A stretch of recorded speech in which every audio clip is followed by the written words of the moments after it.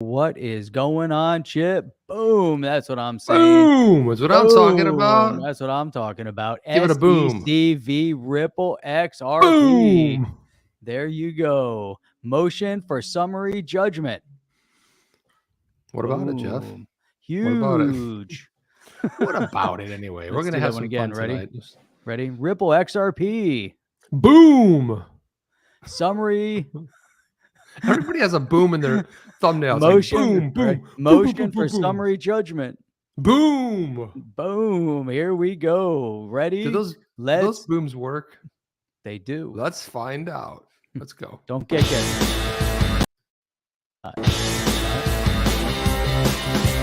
Welcome to On the Chain. There's an overusage of boom, and I might be guilty of that myself. Sometimes I'll put a boom with an exclamation point. Oh. But everything's a boom today. It's like boom, boom, this happened, boom, and then this happened, boom, and big time boom, and explosion emojis and everything. It's getting a little bit silly. What's up, Rye But guy? let's do what we always do. Drop the city, the country where you're coming in from. We like to read it all. And if it's your first time here, you want more content like this, what kind of content? Silly, nutty content. That's what. Talking about blockchain occasionally, mostly about Ripple, sometimes XRP, regulation, foolishness that some of these representatives get us into. Do it all. So yeah, and that's how you really help the channel out. And of course, boom. Hope nobody's gonna have a seizure after that, Jeff, but it's very possible. If you're listening to the podcast, it's like a seizure button is pretty much what it is. But go ahead, subscribe, click that notification bell. That way you know when we go live. Everyone says, when do you guys go live? If you're subscribed, you would know exactly when we go live. So yeah, subscribe, click that notification bell, drop where you guys are coming in from. There it is. Patsy Green's in with us tonight. What's going on, Patsy? Good to see you. Great to have you join us tonight. Boom.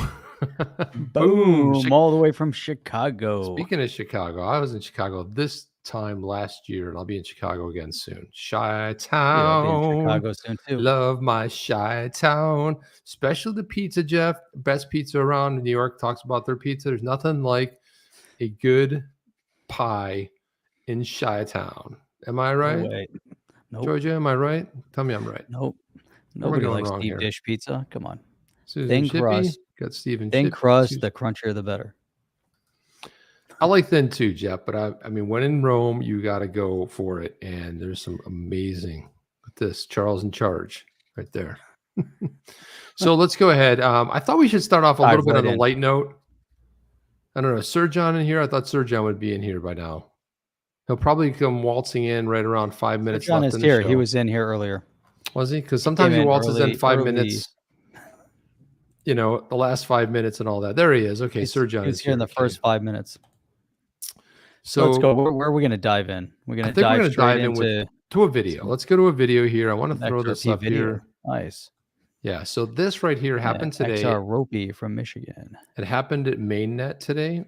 Eleanor Terret. You know her. She had a great interview the other night with John Deaton. She's from Fox Business. She works alongside with Charlie Gasparino. Why am I doing that weird stuff? I don't know. But anyway, she shot this. She shot this video today, and it's fantastic. You might have to watch it twice.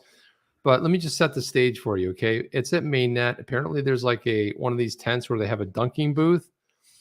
Brad Garlinghouse has a couple of shots to dunk who? Ryan Selkis, otherwise known on Twitter as @2BitIdiot.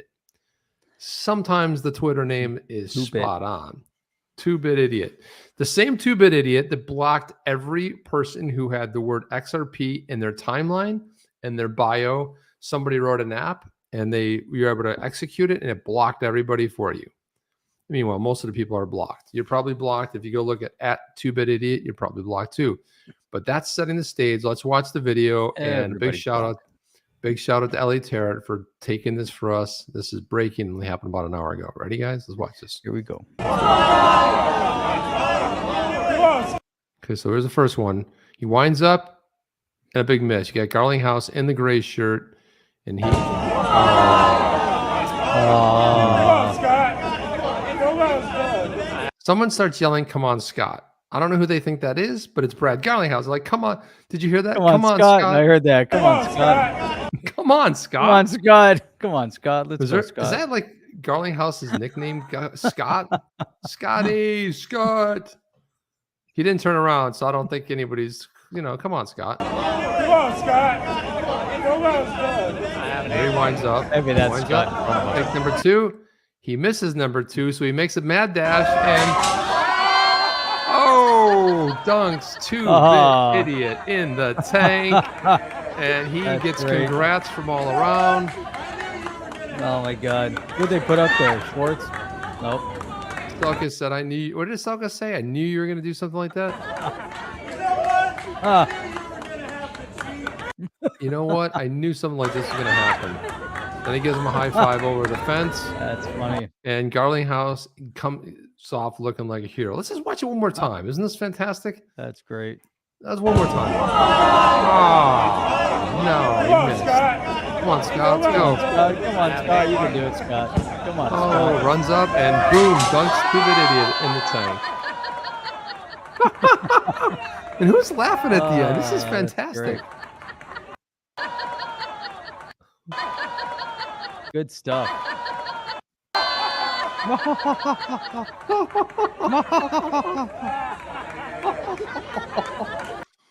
Anyway, I thought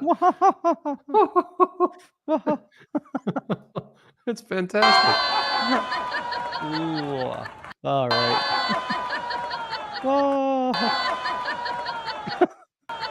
Oh my God. All right, what's next? Who gave Chip the keys? Since we beat that one into the ground, so let me just show this here. I thought I would. I want a big shout out to Eleanor Terret, and this is funny if you look at her. Let's look at her.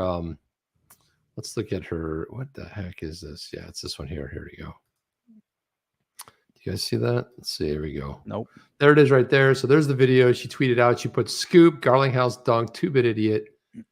Selkis with a little smile emoji with the tongue hanging out. And of course, I responded with this, Jeff. Thanks, Brad. Retribution for Selkis blocking the XRP community and all the nasty things he said about Ripple and XRP. Good to see Selkis was a good sport about it. Can you please unblock us now? I don't think that's going to happen. But then some other people wrote some other That's where you need the laughter. We need a laugh track. So if you're talking, I'll just play.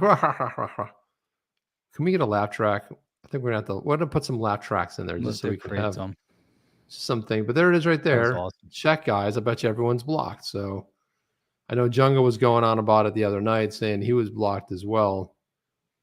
And then this one here said, and then Kiki LaRue said, Selkis can good sport himself all the way over to my field of Fs where he'll have the privacy to go F himself. No, that's kind of, nice. That's a little bit harsh. A little bit. Man, look who we haven't seen in a long time. Oscar. Ben Armstrong, Jeff. Oh. Oscar Morrison. Oscar. I thought you were talking about Ben Armstrong. What's going on, Oscar? Good to see you. Well, I mean, it is like 1 a.m. over there in Iceland, isn't it? They're 5 hours ahead. Jeez, I mean, it's like they're in another place and time, and so yeah, you have to love that. But I mean, there's a lot of people that weighed in on that tweet. A lot of people said some stuff, man. So here's what Moon Lambo said. Matt from Moon Lambo channel said, "LOL, same here. I'm pretty sure Brad will end up blocked now." Yeah, like that's going to get us any favor. Crypto Wolf, XRP Crypto Wolf said Brad Garlinghouse is getting revenge for everything Ryan said when the SEC sued Ripple over XRP. It's a donkey. All right. All right, next topic. What's Huska? We beat that one into the ground. Gotta love it. Well, we can go to almost anything. What do you want to go to next? Throw another video up. Videos are fun. Yeah, this video is it's probably not as, I mean, coming off of that, it's probably not as fun, but it is a good one. Anyway, so thanks to our pal, our super cool pal. You're probably wondering who super cool pal is. I gotta make sure I get this right because I wasn't who did Oh, I think it was James. Yeah, James Rule. James Rule XRP gave us this video here, and this is none other than Stu Alderoty. He's the general counsel over at Ripple. I thought we would just like listening to this, but he was at an event for Politico. Did you know Politico was doing stuff with blockchain, Jeff? I had no idea, but it's interesting that he's there. I had no idea. We were talking earlier about the fact that you recently wrote an op-ed in the Wall Street Journal questioning the SEC's approach to the crypto market for not providing sufficient clarity over crypto regulation.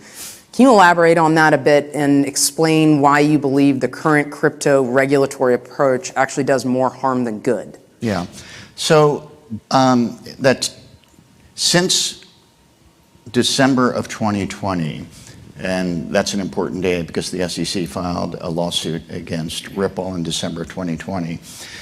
We have not signed a single U.S. customer to our platform, but in the past 2 years, we've had the strongest years ever as a company. That $10 billion in volume mostly is driven. Geez, Jeff, what do you think about that statement right there? Let's go. Let's go. Offshore. And by the way, this is all done compliant with anti-money laundering laws, OFAC laws, anti-sanction laws, etc.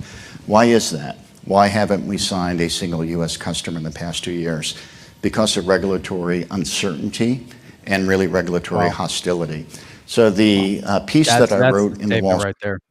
Regulatory hostility. Ooh, that summarizes everything. Got the Regulatory guns blazing. hostility. Man, not happy. Yeah, but I mean, is that the first official time we've heard that they have not signed one single U.S. customer in a year? Almost 2 years. Well, December will be 2 years. I mean, we've kind of guessed, but we didn't know for sure. Is that the first Yeah, I think that's the first official note. We've seen, a lot of movement on a global scale. Boom. Obviously, we saw them. Boom! Regulatory hostility. Ever. That's it. Yeah, but I like Stu. He's so cool, calm, and collective. Look at him. He really is, man. He just kind of handles himself. Regulatory hostility. Low key and just throws in the jab. Like, boom. He's just like low key. Body blow. No customers. Why? Well, we haven't had any because of regulatory hostility. And Jeff, did you know he also threw in there? But we've had some of our best quarters ever. Yeah. So despite that, not signing one U.S. customer, you know why? Because the rest of the world isn't crazy town, Jeff. The rest of the world's like, yeah, it's a commodity. Does anybody wonder about it? No, the world that is sane. Meanwhile, in the U.S. here, we got Gary, Daddy G Gensler. The G man. Don't get Genslered. Don't get Genslered, Jeff. Nobody wants to get Genslered. It's over. So don't get Genslered. So we were talking earlier. The only one person that wants to get Genslered is the Shermanator. So that's the only person we want Gensler. The Shermanator. Who votes for that guy? If you guys are anywhere near his district, just go in there and start putting up signs. The Shermanator hates crypto. Please, come on, save us all, please. We cannot have that guy. Have a great night, Christina. Wall Street Journal was in response to an op-ed that our current chair of the SEC wrote, Gary Gensler, where he announced that the SEC was going to be the cop on the beat for crypto. Well, I don't remember anyone holding an election for the cop on the beat for crypto. I don't remember Congress appointing Gary Gensler as the cop on the beat for crypto. So I wrote an editorial basically saying you can't self-appoint yourself as the cop on a beat for crypto. And what really is happening here in the U.S., because we have such regulatory uncertainty and outright regulatory hostility through what we call regulation by enforcement, compared to sophisticated economic centers like Singapore, like London, like Dubai. Stu, basically the rest of the world, any country that's not the U.S., just let's sum it up, okay? It's like, oh my God, I mean, so many booms in there in that state. Boom, so many booms going on there. And Yeah, it's just so spot on. cool as a cucumber. I love it. Regulatory one after hostility. We got to another. start using that, man. If it wasn't due to the regulatory hostility, Man, and the bad climate, and it's crazy too, right? Because he's talking about, all these other countries. And then what do we get? We get the regulatory hostility, and then Chip, what we'll cover later is the fact sheet from the White House, where they released the first ever comprehensive framework for responsible development of digital assets. What the F does that even mean? I can tell you what it means. Nothing. You might as well say this. I won't take up my Google. It's the same thing. It means nothing. It carries zero weight, and it's a complete waste of time and a distraction. And there you go. Yes, and there exactly. you go. Alchemist says John Deaton is the guy who beats the cop. Right. I like the sound of that. Cop on the beat. Let's listen to what else. Who appointed him anyways? He appointed, self-appointed, self-anointed, the daddy. I like, when he said anointed, he was right. It wasn't appointed. It was anointed. Right. Self-anointed. I have anointed myself. Daddy G. What we're doing here in the U.S., and I think principally through the SEC as an institution, is we're elevating politics and power over sound policy. And in doing that, you're not only hurting innovation and innovators and entrepreneurs like Ripple, and I won't name others, but there's others under attack and in the space in the U.S. Yeah, let's name them. Let's name them. Library. What's the other one? Dragon Chain. There's a whole slew of them, right? I mean, ETH. Now, remember ETH? They threw ETH in the picture, saying, "Well, I mean, we should be regulated in the U.S. because what is that all about?" He said that all of ETH falls under the jurisdiction of the U.S. See, so he's now self-anointed himself as the cop of the globe. Okay, forget about just the U.S. He's now the cop on the beat of the globe, and everyone's like, "Dude, who are you talking to?" It's like, we don't care. The rest of the world doesn't care, which is why Ripple has been crushing it lately, because they just don't care. That ultimately you're hurting the retail holder of this asset. 1 in 5 Americans have either hold, own, or have interacted with crypto. And that uncertainty ultimately hurts them. So when you hear the chair of the SEC saying, I'm doing this all in the name of consumer protection, actually, it's the very opposite. It's the consumer that's getting hurt. The day the SEC sued Ripple, the digital asset that we rely upon to effectuate the cross-border transactions, XRP, was delisted or suspended from trading from nearly every U.S. platform in the U.S., and $15 billion in market cap volume was erased. But you know who didn't stop? Bitcher didn't stop. You know who else didn't? Uphold. Uphold's like, hey man, until we hear otherwise, we don't care. We're not going to follow suit. And I still have to applaud Uphold. I mean, I give them so much credit because, you know, and I mean, I know BitTrue does a lot of business here. They're actually not based here. But so what? They could have done the same thing out of fear in saying, well, because other platforms outside the U.S. also suspended trading. So it's amazing. Did Ripple I mean, $15 billion just evaporated from the market cap. And think about, you know, the overall impact on people. I mean, it's just that's horrible. Mind crushing. Get hurt. Our business moved offshore. Who got hurt? The men and women who owned XRP in the U.S., who've been locked out of their accounts and can't access XRP in the U.S. If I could just give one more example. Please. In Gary Gensler's editorial, he talked about a settlement with BlockFi, a lending platform, and what a great success that was. What happened? They settled with BlockFi, and they said, if you want to be a lending platform, you have to come in and register with the SEC. For those who are paying attention, we kind of all knew there was no path to registration with the SEC because the regulatory framework wasn't there. And the SEC assessed a $100 million fine. Shortly thereafter, BlockFi was not able to make the first $10 million down payment on the $100 million fine. They went on the auction block. They were sold. 2 other companies with similar business models quickly went bankrupt. And the consumers who had funds on those platforms were left holding the bag in bankruptcy court.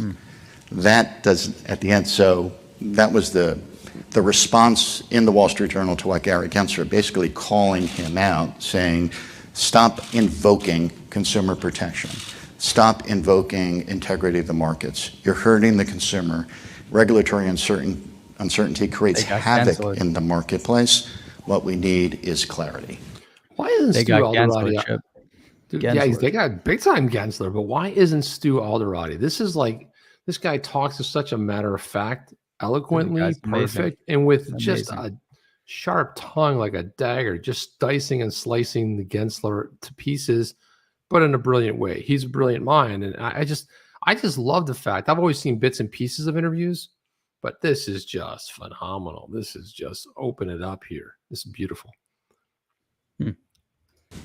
So talk about that a little bit. What exactly do they need to do, these Talk about that a little bit. You just talked about it. policymakers to talk about that a little bit. I just spent the past hour talking about it. Let's talk about it. I didn't even give you a chance to ask a question, but go ahead. Ask the next question on your card there. That's good. give clarity or to actually give more certainty overall to the crypto industry? So there's three ways you can get clarity. The first way is through regulatory rulemaking, where regulators, they publish rules, market participants weigh in and comment on those rules, and then you have rules moving forward. The markets regulators in this country have shown no willingness to do that in the crypto space. And I think they've shown no willingness to do that in the crypto space intentionally because they like the uncertainty, because the uncertainty gives them the power. So we're not seeing anything on the regulatory rulemaking front. The second way you can get clarity is through legislation. And there are a number of bills that are working their way through Congress now to see if we can kind of clean up this mess that's been created in the US. You have to be careful though, because this is a very complicated space. And if you legislate without really understanding what it is you're legislating, and if you don't get those definitions right about what is a security or what's a commodity, you actually can create more confusion through bad legislation. But I think there's a lot of good faith efforts that are going on right now, and we spend a lot of time with policymakers educating them. And then the third way you can get clarity is through litigation. And we are defending the case that the SEC filed against Ripple, and we've said this since day one. We're defending it not only on behalf of Ripple, we're defending it on behalf of the entire industry. Yeah. And we think that our case will provide I'll strike the word favorable, will provide clarity in terms of how to define a digital asset. And the fundamental question is a digital asset regulated as a security, is it regulated as a commodity or a virtual currency? We think it's should be regulated as a commodity or virtual currency, and there's a lot of substantive reasons why that's the case. And so ultimately, I think the clarity may come from the litigation process. Now, Jeff, let's go back. Since we're going back in time, let's you and I go back in time to when the lawsuit. That's my time machine, sound effect. We go back in time to almost a year and a half ago, when right after the lawsuit was filed. It was late December of 2020. You and I started breaking down the complaint, and we came to the same conclusion, which was this may be the fastest way to clarity. And everyone's like, "No way, you guys are crazy! You're so ridiculous." And well, Congress hasn't done anything, and it's only gotten worse. The economic, the climate for crypto. Yeah, it's providing at least a direction. In the absence of a level-headed Congress, which we haven't had in quite some time, this is the fastest way. Would be through legislation, and it's not, or through through the court, and not through legislation. And it's really unfortunate that we have to go that route. We've seen other big cases that have gone through the Supreme Court. Obviously, that's how we got the Howey test. And, look what that's got us, because now we fast forward since 1946, and here we sit with the orange fields and oranges, and we're discussing XRP and digital assets. And we have a cop on the beat, so to speak, with the Genslenator. And, yeah, and check out what he's doing. I mean, it's like, he uses one pillar of the Howey test, just one prong. And, it's all about, if you made profit. It was interesting. Somebody had posted, I don't know who, through all the readings, they're saying if you just posted, if one person out there says that he got into that crypto to earn a profit, that means that everything's a security. That's the Genslenator's philosophies. And man, but Stu is right on point. This guy is just so solid, so amazing. Handled himself very, very well. Didn't see much of an interview. More, hey, can you just elaborate and share your wealth of knowledge with us? Well, there's part two. Oh man, we're already into and it's awesome. Let's do it. What else we got? Let's pull up part two. And a big shout out to James Real XRP for two reasons. A, he cut this up into two big segments, not 2 minutes and 40 seconds. And B, the volume is phenomenal. Like these Twitter videos, like, I never hear them or everything else. So James rolled. Say, what? And everyone like turns it way up. And then you and I are saying something and blow the eardrums out. Yeah. So let's listen into this part two here. Would we be able to create a system that protects and empowers the more than 40 million Americans who are a part of this new crypto economy? Are there specifics within the regulatory and policy perspective that you'd like to see happen in the U.S.? Yeah. So I think a threshold point here that needs to be made and sometimes gets lost in all of the noise is, I think, the adults in the room in this space are not asking to be free of regulation. We don't want to operate in the Wild West. We're asking for regulation, but we're asking for clear regulation. Clear regulation, consistently applied, leads to predictable results, and that's what we need. But in terms of specifics, what we need is a faithful application of the existing laws. And the SEC, although they say we're just applying the law, really what they're seeking to do is, through regulation by enforcement, remake the law. An independent agency or any agency doesn't have the authority to remake the law. Only Congress has the authority to remake the law. But ultimately what we need is a clear definition of what is a security and what is not a security. And the law kind of already gives that. The 1933 Securities Act, I've got a little legal wonky here, says the Securities and Exchange Commission, and it's right in their name, securities, they only have jurisdiction over securities. It provides a definition, a list of those things that are a security. Traditional stocks and bonds, you own a right, title, or interest in a company through a share, a debt instrument, a note, and in that laundry list, there's something called an investment contract. And what Gary Gensler says, or what the SEC says, I don't want to make this personalized to Gary Gensler, but what the institution is saying is that if you buy an asset and you hope that asset rises in value so you can trade it in the secondary market, that falls under my jurisdiction. And that's not the case, because if it were the case, if I were to sell you a bar of gold, or if I sell you a bucket of soybeans, or if I were to sell you an Andy Warhol lithograph, and then I were to go out and to promote Andy Warhol lithographs under the SEC's theory, if you can sell that Andy Warhol lithograph, or you hope to sell it at a higher price and I sold it to you, that's a security. It's not. What you need is an investment contract, which means you need a contract for an investment. A right, title, or interest in the entity that is selling you the asset. There has to be some post-sale obligation. After I sell you that Andy Warhol lithograph, I have to be contractually obligated to you or make some promise. Okay, right there, Jeff. I want to stop it because that is the missing ingredient. There is no contractual obligation to Gary Gensler's theory.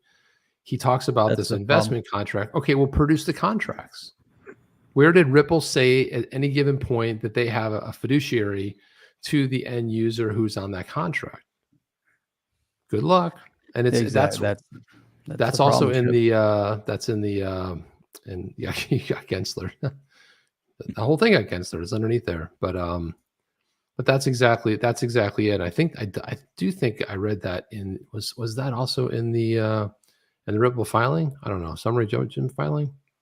But there's no contract. So he's really nailing it right here, talking about a contract. Yeah, he's so spot on, and it's like, thank God, for bright minds in the legal space to come out, and really put things, on the right path, because you know, you've got this team in Washington that don't really seem to care too much about law, sticking to the law, and they're just making it up as they go along. And Stu here, you know, he said something that was really, really important. He said that, you know, we don't want to avoid regulation. We want regulation, just with clarity, because at the end of the day, you can't have, you know, business operating in anarchy.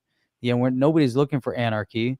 You need some rules of the road, and that's what they're referencing. But to do it the way Gensler's doing it is just, you know, completely off base, as he tries to anoint himself as the chosen one.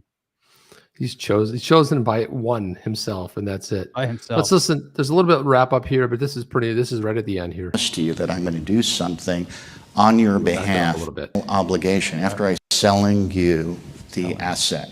There has to be some post-sale obligation. After I sell you that Andy Warhol lithograph, I have to be contractually obligated to you or make some promise to you that I'm going to do something on your behalf that you can hold me accountable for if I don't do it. That is a security, and most cryptos don't fall under that definition. That's an asset, and it's probably an asset that trades in a spot secondary market, and that's more of a traditional world of commodities that falls under the CFTC's jurisdiction. Man. And then what's next? They're gonna go to these big conventions and shake down kids because they're trading baseball cards, or they're trading the Marvel cards. I mean, Pokemon cards. I mean, it's the same sort of a thing. It's like, you bought this card, and I sometimes I watch those videos on YouTube, and it'd be some kid walks up at a table and starts wheeling and dealing for a card. It's like $8 grand. He's like, I want cash. Guy's like, you drive a hard bargain. He's like, I think they ended up selling around $7,500, but the kid didn't pay that for it. So that kid's going off to jail because of he's selling a security. This is how ridiculous it is. And the whole thing about the Howey test is ridiculous anyway. The way they came at it with the orchard, you know, what John Dean makes the point over and over again. The oranges were not the security. It was the scheme in which they put it together. It was and they did have a contract. People did sign a contract for the plot of land, you know, with the Howey cases built. They had the orange groves. They got so many orange trees on a grove. They had a contract. There's no contract here, man. So I love this. I love this approach. Beautiful, brilliant. Yeah, it's really spot on. I mean, it really is spot on. And there's just so much coming after this too, because we got Jeremy Hogan has had some stuff. We've got Filan's got some stuff, and we've got some, you know, it's just one after another today. And before we get to that, though, let's go to these amazing comments. So Apex Crypto says, General Counsel for Ripple almost sounds reasonable. Shocks no one. I mean, exactly. That's beautifully said. XRP Rock says, I think this guy was in the movie Pulp Fiction. He's solid. Yes. And then you got Hans Loaded says, my house is a security. Oscar says, Gary Gensler would be like, yes, paintings without contracts might very well be securities, but I'm not going to get into anything specific during a lawsuit. That's pretty good. Oh, sorry, I was going to say Hog Whiskers, hello from Tokyo. Go ahead. Hello, Tokyo. There he is. During last week's hearing, Daddy G, Gensler, the whole room, wanted to deflect by stating that digital assets only make up 1% of U.S. capital markets. Yeah, now the SEC knows that it'll be what it'll be worth in 5 to 10 years. Yeah, and it's really interesting. You know, just the whole, man, everything that he's doing. People are not happy with Gensler. That's for certain. How about that? Legendary. Don't let your kids open a lemonade stand unless you want them coming for your lemon trees. That's for sure. And listen, there's been cases around the U.S. where cops have pulled up. Thank you for your support, Legendary. And they've shaken these kids down because they said they didn't have a permit to sell lemonade in front of their house. No lemonade to be sold. Did you ever do that when you were a kid, by the way, Jeff? I think I have tried that once. I remember our family moved into a new part of town. They were building houses. And it was the easiest thing ever. You would just roll up there right around 11 o'clock in the summertime. Guys were sweating, and you had this giant cooler filled with lemonade. It was like you made like $10, $15 just like that. You know, it's awesome. That's the coolest thing. All about timing. Yeah. It's all about the timing. Look at this. Everyone wants to know, am I drinking gin and milk? No, I'm actually drinking. Guys, see what you can guess what's left here. It's too white to be milk. What am I drinking? Let's see if anybody can guess it. Anybody can guess it. Go ahead. See if you can get it right. I want to throw this up real quick in the interim. See if anybody guesses Gin what it and is. milk. That would be an interesting choice. I'm not a gin. I like when it's super hot outside and maybe I can do one gin on some ice. I can do that. But generally, I'm not a big gin fan. I used to like Bombay Sapphire Tonic. Yeah. Then you could do Tanqueray 10 on the rocks. Yeah. Always good. Gin has a very unique taste to it, but sometimes it's something really good about the outside. So this was what Jimmy Filan dropped this. He talked about Ripple defendants object to SEC's suggestion. The SEC will seek additional time or pages if the amici curiae submit briefs. So that's like anybody will submit the briefs. And yet this is another transparent attempt to further delay resolution of the case, and the court should reject it. That's basically what it says in here. A court should reject it. Jeremy Hogan said, it's cool that the SEC is so much more afraid of 74,000 people than it is of all the chambers and organizations and associations in the world. How well said is that? Yeah, what do you think of that? I mean, based on the statement that they, want to delay further if there's more third-party intervention. That is How's wrong. the SEC up to? It is not mother's milk. That is incorrect. It is not horchata. That is incorrect. It's not Kahlua. You guys are really, you guys are down a rabbit hole. Mother's milk would be the Red Hot Chili Peppers. That's what I was thinking about, the Red Hot Chili Peppers. It's a great album, by the way. This is getting closer to the truth. Organic almond milk. XRP Speedboat. It's getting very close to it. You guys are right there. Remember that game, like getting warmer, burning up, cold. So you have organic almond milk with vodka. Nope. Or are you running some coconut milk with vodka? Are you drinking kombucha and almond milk? Maybe, but no. I could be, but I'm not. Soy milk's another good guess, but that is also incorrect. You guys are getting so close. You're dancing right around it. Oat milk is another good guess. Crypto G. Crypto G, weren't you supposed to be in? Wasn't he going to be in Coral Springs? Can we hear about that? Yeah. Chia pet piss. That's also incorrect. And that's when you went like really, really close, getting hot, ice cold. Man, let's see it again. Tonic. So Apex likes gin tonic with a lime is my go-to. No, it's not Bailey's either. It's not almond milk, I said. Guys are so close. Oats milk. Oats milk, soy milk, all those are very, very close. They're in the right genre and the family. Milk. It's not coconut milk either. You guys are very, very... And it's one of my favorite things. But anyway, there's no alcohol in it. I will just say that. Oh, you got Genslered. I don't think you could drink alcohol. I don't know if I'd want to drink alcohol with this. I mean, it's possible. Let's jump into this next story while we're waiting for people to... I will tell you. I will give it to you. Cat milk is close. There you go. It's cat milk. No, it's not. Cat milk. It is not. Hot ginger. There it is right there. Boom, bing, bing, bing, bing, bing, bing. Rice milk. That's right. That's what it is. How are you getting milk out of the rice? You just soak Have you ever made... I've made almond milk fresh. Yeah. It's rice milk. It's a challenge. I knew XRP Speedboat. If you stuck to it, man, you would get it. A genre of drink. That is a genre of drink, Matt Cass. Would you put those in the same genre? Cactus milk. Would you put those all... I'd put them in the same genre. Your oat milks, your hemp milks, your milk. I don't know if I'd put milk in there though. All right, back on track. Let's go back in, guys. Crypto repo. XRP is a direct competitor to any CBDC made by any government. What do you think of that? I totally disagree. It doesn't compete. Here's why it doesn't compete. Because the CBDC is centralized and controlled and a private blockchain and doesn't resemble crypto of any kind. It's not decentralized.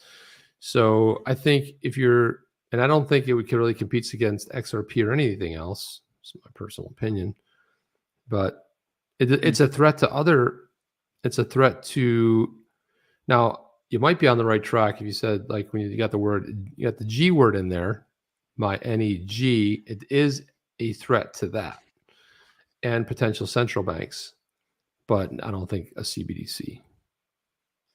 So, Chip, So do you see this? What do you got there, Jeff? A poll that I put out there was, did you get Genslered?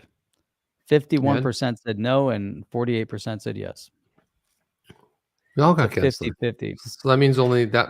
I mean, if you're in the crypto world, we all got Gensler. You bought any crypto. I don't care if it's XRP, Bitcoin, ETH. We're all getting Gensler here. Yeah. That was an interesting guess there. So let's jump in here too. So Philippines-based I-Remit advances its use of on-demand liquidity solution for internal treasury payments. Look at this. That's interesting. What is I-Remit? I-Remit is a remittance partner. Here's the Ripple tweet right here. Oh boy, we're excited to announce the expansion of our partnership with I-Remit in the Philippines as one of the earliest adopters of ODL. I-Remit is expanding their use of ODL to improve their internal treasury management. Nice. And then they had take a look at it right. Let's see here, which is what they used to write this post about. But here it is right here. Partner since 2018. That's awesome. So for the past 4 years, they've been running strong and now leveraging ODL. I still say, Chip, that the ODL is the game changer for the whole Ripple platform. And if these guys are understanding that, and they were early adopters, but they're also being, able to leverage it, for the benefit of their internal treasury. Think about what they're doing. Look at that statement right above your highlight there. Philippines will expand its use of Ripple's on-demand liquidity solution to improve its cross-border treasury flows. Nice. Improve. That's massive. Yeah, of course. Yeah, it's massive for a lot of different reasons. And there's been other people that have used that for treasury. There's one that sticks out in my mind that is no longer a partner of Ripple, but they used it for treasury as well. You remember who that was, Jeff? That was MoneyGram. I think they were using MoneyGram. MoneyGram was doing treasury stuff. ODL leverages XRP, the digital asset that is not a security but a commodity built for payments as a bridge between two fiat currencies, thus enabling instant and low-cost settlements without the need to hold pre-funded capital in a destination market. And right there is what it just backs up your statement, Jeff, of why on-demand liquidity is a game changer. Just for that reason. You don't have to hold pre-funded capital. No Stravostro that banks have. And all that money sitting out there that's just basically going down. Dude, instant settlement. I mean, think about, why are so many people passionate about XRP? Why do we talk about the development of the Ripple platform? Purely just to show the direction and real world use case of an asset and of the overall XRPL is really, it's a massive concept, to really, if you try to wrap your head around it, and then we think, okay, is this the only use case? Right. But as we start seeing the development of the platform, we see that other things are being built on the XRPL. We're still early days, but this notion of of what the government's trying to push, through the SEC, this fictitious narrative, some of the statement that they make is that, there's no real use case, or, utilizing XRP and its movement in value is strictly connected back to what's going on with Ripple. Now, imagine with all these different uses that they have so far, we also haven't seen an appreciation of the price of XRP, but it's still early days. There's still a lot more that has to happen, but we also have seen a suppression of the valuation, through what the SEC's action has been. And seeing positive news like this doesn't get people fired up and say, hey, we're expecting, Ripple's going to be making tons of money. It's all about the utility of the asset. So if you see, the ebb and flow of XRP, the asset, being, utilized for ODL and being utilized by banks on a global scale, all of a sudden we start seeing some changes. And, it goes back to what Stu had mentioned, when he was speaking, when we played the video, Stu Alderoty, and, really Ripple at this point is on the front lines of all digital asset. It amazes me that there's still some out there that don't, realize that. Jeff, that was so well said, especially the part where you talked about the on-demand liquidity bit. I mean, I think that is just, I get you're right. We totally underestimate that. And your point is just, I think sometimes we step over it because we're so used to hearing it. But, going back to what the on-demand liquidity does, it's the problem it's solving has never been solved before. And the fact is that Ripple has software in place in conjunction with using XRP that makes it possible. So we talk about it so much, we almost forget what the value of it is and why it's such a massive game changer. Oscar wants to know, ODL, what is this? Can we get back to the milk? So, I mean, that happens sometimes. I want to jump into this next tweet here. This is, so Stu was talking about this tweet where James Filan put this thing out that Ripple Labs, Brad Garlinghouse, Chris Larson filed a motion for summary judgment, seeking judgment as a matter of law. And then Stu was announcing it, saying, hey, it's finally public. You can view it here, which everybody went crazy this past weekend. And then he said this, my hot take, after 2 years of litigation, the SEC is unable to identify any contract for investment, reiterating that point. That's what the statute requires, and cannot satisfy a single prong of the Supreme Court's Howey test. Everything else is noise. Congress only gave the SEC jurisdiction over securities. Let's get back to what the law says. How could you say so much in so little words, Jeff? We don't have that capability here on the chain. It's amazing. No, I like that last statement. Congress only gave the SEC jurisdiction over securities. That's a huge boom right there. 100%. And let's get back to what the law says. That's another one. And we're starting to see, multiple Supreme Court opinions coming out that are putting the law back on course. And this is just another one.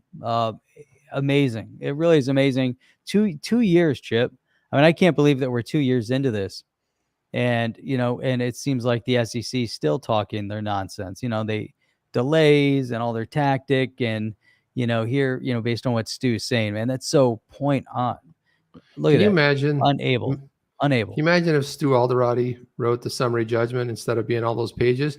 It would just be handwritten like my hot take. 2 years of litigation, this is all BS. Get back to what the law says. Signed, Attorney General Counsel for Ripple, Stuart Alderoty. But, I mean, it's so spot on. It's just so spot on. Totally just crushing. Thank God for Stu Alderoty. Thank God for Filan. Man, Filan is just posting some good content, and then Stu basically gives him a shout out on that one too. So, everybody's looking and reading and trying to figure out what comes next, man. And what's next, Chip? Let me see. Well, it's like Stu Alderoty night here out on the chain. But Eleanor Terret put this out. She talked to him before that, when the day this was filed. Today's filings show the SEC is acting outside their legal limits. SEC is not looking to apply the law. They're looking to remake the law in the hopes that they can impermissibly expand jurisdiction. And that's a quote from Stu Alderoty. And I mean, all this noise and hype and hubbub and all this stuff, and it's really this simple. It really is this simple. And I understand case law. I still don't. This Howey test is getting way too much traction. They created a test and a Supreme Court judgment. I'm sorry. The only one that can pass legislation is Congress. So I almost wanted, let's get Stu in there. Let's run that legal question by him. We need to get Stu on. We need to get, James Filan would be awesome. But if Stu would come on. I've talked to Jimmy a couple times. Jimmy is just he's not a spotlight kind of guy. He likes the show. Yeah, we need to get Stu on here. Yeah, Jimmy, I've asked him so many times to come on. So we'll reach out to Stu. But he doesn't want to go on. Look at this right here. I thought this was interesting too. You think about adoption too. Like there's so many stories about adoptions these days. Look at this one. Nasdaq launches digital assets business starting with custody. Now, is that an interesting place to start, Jeff, with custody? So Nasdaq announced I think they've been dabbling a little bit, so why not custody? This is a big one though. Nasdaq looks like we said announced the launch of Nasdaq Digital Assets, a new division that intends to offer proprietary digital custody solution as well as institutional liquidity and execution services. No launch date mentioned. Judging by the executive appointment, still early in the journey, but the Nasdaq Digital Assets builds upon the success solutions we've introduced in recent years to serve the digital assets ecosystem, including marketplace technology for digital asset exchanges, crypto-native anti-financial crime offerings, and crypto-related index solutions, because the index one is big too, for tradable products. Massive. This is mainstream. I mean, super mainstream. I would say that, a number of years ago, I was listening to a DAI video, and he was talking about when we start seeing ads in the Super Bowl, then crypto's mainstream. Now we've seen ads in the Super Bowl. We've seen FTX taking over arenas. We see all that. Still not 100% mainstream. Nasdaq is the turning point right there, because that brings the legitimacy to the rest of the financial community. There's a lot of people out there that are investing, that are just watching on the sidelines, or watching crypto, or you talk to them about crypto, they still don't even understand what that means. You say crypto, there might have to be a rebranding coming up in the near future where you don't reference crypto, maybe, it's, the blockchain, or, they get digital asset, however they're going to do it. But to see Nasdaq building this custodial service solution, and also institutional liquidity, there's a lot of things that are going on. They're getting in it, Chip, mainstream 100%, and that's super, super bullish. What's the best time to see mainstream movement is in a bear market, all right, and turn things bullish when the rest of the economies are in the toilet. We're starting to see all sorts of crazy things go on because we have interest rates that are hiking, it seems like almost weekly, and then spending's out of control, and the crypto market, man, it's still chugging along, expanding, developing. This is a good one right here. Now, if they built the Nasdaq on the XRPL, we'll be in a great spot. Well, here's what it says too. The custody solution will combine the best of hot and cold crypto wallets, which translates into accessibility for both trading as well as staking. Nasdaq also emphasized the importance of scalability. But I'm just impressed that because a lot of times when you have somebody of this caliber, they always use a institutional custody provider. They're doing it themselves. So again, they put a team around it. Ira Arbach, who's the SVP of Head and Digital Assets, joined 2 months ago from the Gemini Exchange, who is run by the Winklevoss twins. He spent almost 5 years there. So they've got somebody that looks like they poached somebody that knows what they're doing. They're putting together a stellar team here, and this is fantastic.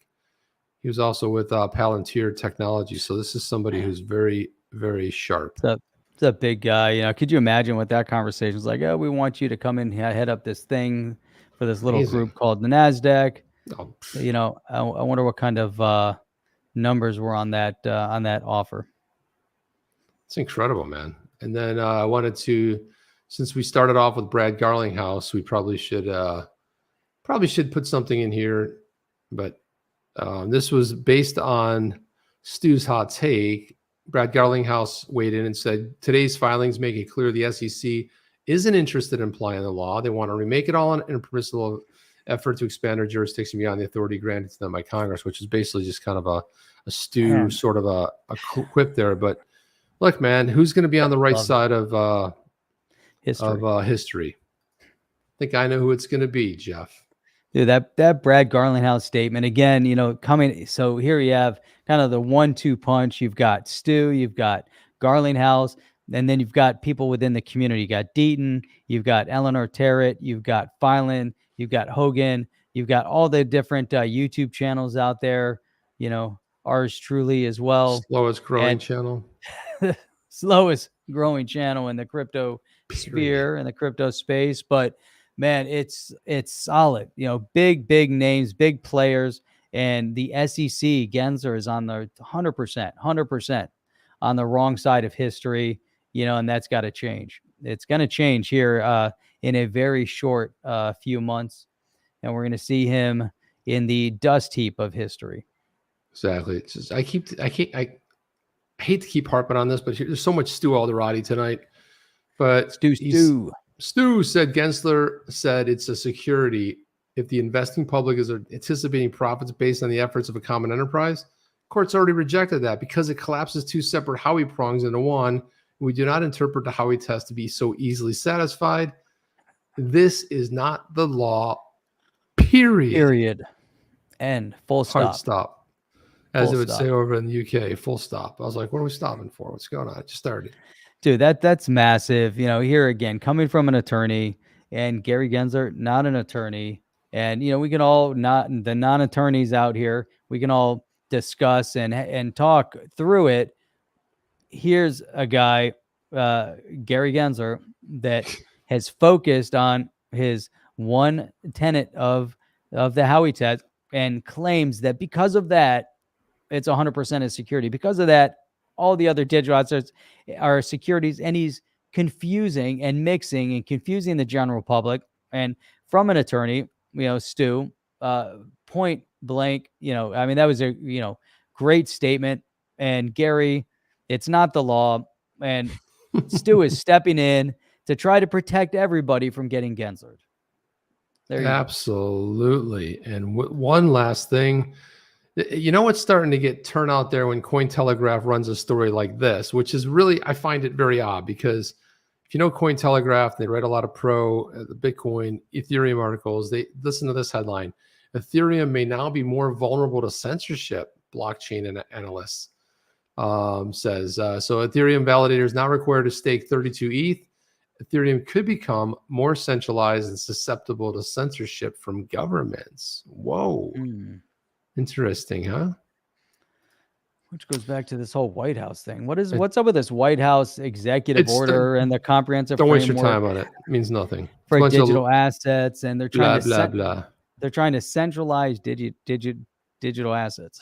It's like somebody talking for an hour on a street corner, Jeff. You could catch it if you wanted to, but it doesn't mean anything 5 minutes later. Oh, there's big shakeup over at Kraken. Jesse Powell, CEO, stepping down. Is he? Yep. What's going on? What's he stepping down for? Doesn't say. Interesting. But he's stepping down. Interesting. He might be a board member. I'm sure there's something there, but he basically said incoming CEO says culture will not change. So actually they have the COO who's been there for a long time COO, Dave Ripley, will succeed Powell in the coming months. The shakeup is significant as Powell has been an influential figure in the crypto scene since Bitcoin's early days. Yeah, and he's also been he's been very welcome, and I love how he speaks his mind. I love most of what he says. So good for him, and hope Ripley takes And it's time, man. It's 11 years he's been at the helm, and so they need some fresh perspective. But he is the largest shareholder, and he's going to stay on as chairman, which is great. So a lot of stuff going on. Yep. Then we have Sophie taking us out. Great show as always. Thank you so much for the info you provide. Love this group of people. And Jeff and I say it all the time, smartest peeps in crypto. Visit here. Hit the like, subscribe, help out the team. Really appreciate it. Everybody coming in here today, tonight. Appreciation. We'll see you back on Saturday. Like, subscribe, click that notification bell, right? Yep. We'll be back on Saturday. You going to be here Saturday, Jeff? Saturday. One day only Saturday. We'll be here Saturday. Events. Okay. Saturday. We'll be here. Saturday. We'll be back Saturday a.m. bright and early to talk crypto and all that other fun stuff. You guys are amazing, the best and the brightest in all of crypto YouTube, right here on the chain. Love you guys. Yeah. So for Chip and Jeff, see you guys on the next one. Take care. Are you down with OTC? Please like, subscribe, and click the bell to be notified when the next video drops.